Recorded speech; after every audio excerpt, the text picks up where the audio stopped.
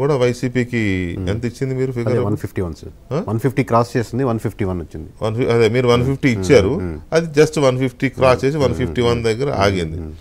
మరి అప్పుడు ఇచ్చినప్పుడు మెత్తగా చల్లగా హ్యాపీగా పండగ చేసుకున్న వైసీపీ వాళ్ళు ఇప్పుడు మిమ్మల్ని ఎందుకు ట్రోల్ చేస్తున్నారు? సరే, అది తర్వాత అది కూడా మాట్లాడదాం. అదేంటి మీ ఇంట్రడక్షన్ ఏంటి, మీ ప్రొఫెషన్ ఏంటి, ఎందుకు ఈ సర్వే వీటిలోకి ఎట్లా వచ్చారు? కంప్లీట్గా సాఫ్ట్వేర్ బ్యాక్గ్రౌండ్ ఉన్నాను సార్. థామ్సన్ రాయిటర్స్ అని, వాల్యూ ల్యాబ్స్ అని, నెస్ట్ టెక్నాలజీస్ అని ఒక 8-9 ఇయర్స్ వాల్యూ ల్యాబ్స్లో కూడా పనిచేశారు. వాల్యూ ల్యాబ్స్ కూడా చేశాను. సో ఈ కంపెనీస్ చేసుకుంటూ నా కంప్లీట్ సాఫ్ట్వేర్, దాంట్లో ఆటోమేషన్ టెస్టింగ్లో ఉండేవాడిని.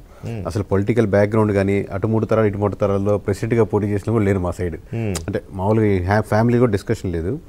బట్ నాకు డేటా సైన్స్ మీద బాగా ఇంట్రెస్ట్, అలాగే పొలిటికల్ సబ్జెక్ట్స్ మీద ఇంట్రెస్ట్. బాగా చెప్పేటప్పుడు ఎవరైనా అటెన్షన్ బాగా డ్రా చేస్తున్నారు అనుకునేవాడిని. అంటే అటు 7 తరాలు ఇటు 3 తరాలు లేకపోయినా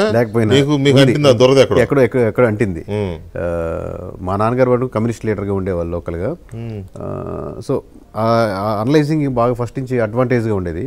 ఎక్కడైనా కేఫ్లో ఎప్పుడైనా క్యాఫ్టేరియాలో కనపడ్డప్పుడు కూర్చున్నప్పుడు మాట్లాడుతున్నప్పుడు అలా మనం చెప్తుంటే ఇంటూ ఉండేవాళ్ళు ఎక్కువ మంది. సో అటెన్షన్ డ్రా అవుతుంది మనకు.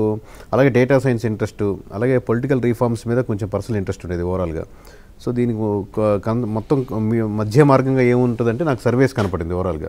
అంటే అటు పొలిటికల్ లీడర్స్తో పాటు వర్క్ చేయొచ్చు, అటు పీపుల్ పల్స్ నేను అసెస్మెంట్ చేసిన కరెక్ట్గా ఉందా లేదా వాళ్ళ నుంచి ఇంకా మోర్ ఇన్ఫర్మేషన్ తీసుకొని వాళ్ళు ఏం కోరుకుంటున్నారు, ఎలాంటి చేంజెస్ కావాలని కోరుకుంటున్నారు, ఎలాంటి పార్టీల మీద ఎలాంటి అభిప్రాయాలు ఉన్నారు, ఇలాంటివి తెలుసుకోవచ్చు అని చెప్పి స్టార్ట్ చేశాను సార్. ఇనిషియల్గా ఒక రిజైన్ చేసి బయటకు వచ్చాక 3-4 months బాగా ఇబ్బంది పడడం. ఎవరు అపాయింట్మెంట్ ఇచ్చేవాళ్ళు కాదు. ఆబ్వియస్గా మనం ఎవరో తెలియదు కదా.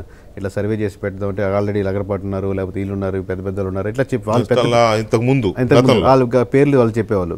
బట్ నేను సరే చాలా టైట్గా ఉంది, కష్టంగా ఉంది మనకు అని చెప్పి మళ్ళీ వెనక్కి వెళ్ళిపోయిన రోజులు ఉన్నాయి. మళ్ళీ ఇంట్లో హోమ్ లోను, గోల్డ్ లోన్ అన్ని ఎక్స్ట్రా తీసుకొని వచ్చి మళ్ళీ వర్క్ చేసి స్టార్ట్ చేయడం రోజులు ఉన్నాయి. సో ఆ ఫేజ్ అంతా ఏంటంటే చాలా ఎక్స్పెన్సివ్ కదా ఇవి చేయడం. అంటే ఎకనామికల్ గా మీరు ఓకేనా, మీకు డబ్బులు ఆస్తిపరంగా? ఎందుకంటే ఇనిషియల్గా మనం స్టార్ట్ చేసింది ఓవరాల్గా ఎమ్మెల్యే సర్వీస్ చేసి మనం ఆ ఇన్కమ్ జనరేట్ చేయాలి, చేసుకోగలం.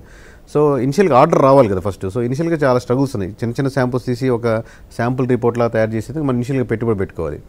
బల్క్ మాత్రం కావాలి. ఇనిషియల్గా అడ్వాన్స్ లేకుంటే మనం చేయలేము. మనం ఏదో ప్రజలను ఉద్ధరించేదానికి, యూట్యూబ్లో ఎక్కువ రీచ్ వచ్చేదానికి, మామూలుగా ఇలా నెంబర్ ఎలా వస్తుందని, లేకపోతే ఎవరో పార్టీ గెలిస్తే మనం ఆనందపడేదానికి కాదు. సో ఇనిషియల్గా ఒక 2-3 వీడియోలు చేస్తే అవి బాగా వైరల్ అయ్యి అనలిటిక్స్ బాగా రీచ్ అయినాయి.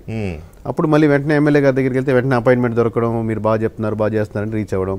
అలా స్లోగా 1 by 1 చేసుకుంటా ఫస్ట్ గోదావరి జిల్లాలో కంప్లీట్ చేసుకొని అది చేస్తే రీచ్ బాగా పెరిగింది. అలా 1 by 1